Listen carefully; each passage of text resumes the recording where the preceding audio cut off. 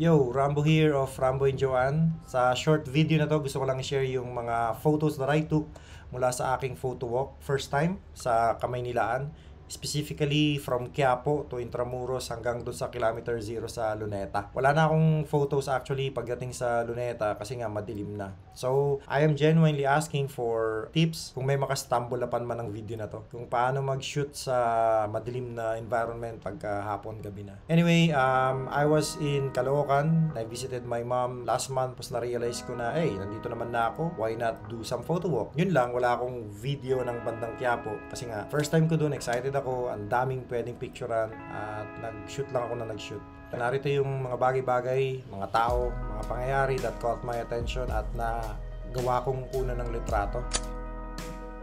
Kinakabahan ako nito the whole time kasi kumpara sa Baguio nung first time kong mag-photo walk doon, yung mga tao sa Baguio ay somehow accepted na sa kultura doon to be photographed. And dito, na-feel ko na hindi ganon. And so, maraming beses akong nahihiya or kinakabahan, even natatakot kasi baka magalit sila. Pero eventually, okay naman lahat, okay naman. Napansin ko lang na it helps kapag kuwari, nagsalubong yung mga mata nyo na pinicturean mo, you give them a smile para aware sila na, okay, you are a friendly person at wala kang ibang layunin kundi, mag-picture lang.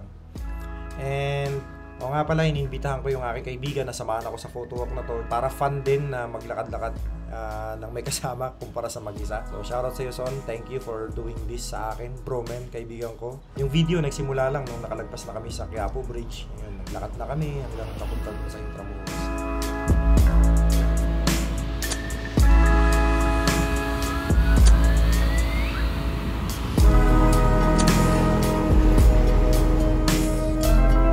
Pagdating sa Intramuros, man, oh man, sobrang saya namin, fascinated kami, first time namin doon.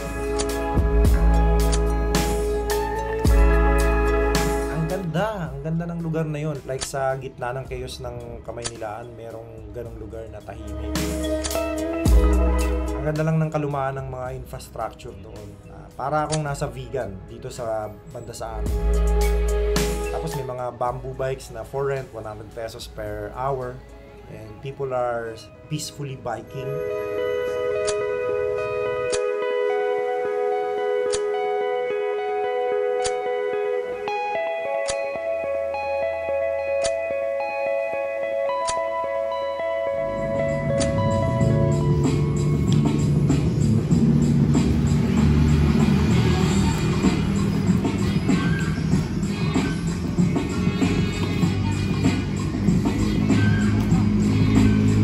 While roaming around nga doon hanggang sa mga cafes nung madilim na, the whole time naisip ko na babalik ako dito with Joanne. And that's gonna happen for sure kasi excited din siya nung kinukwento ko sa kanya.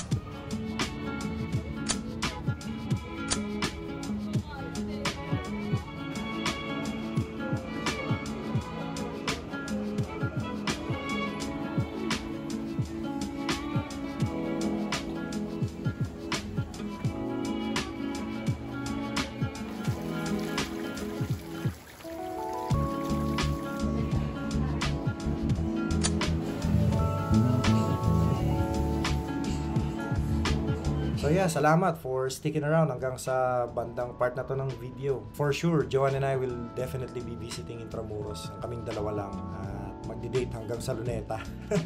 Kasama ng ibang mga lovers. Alright, this has been Rambo. Cheers!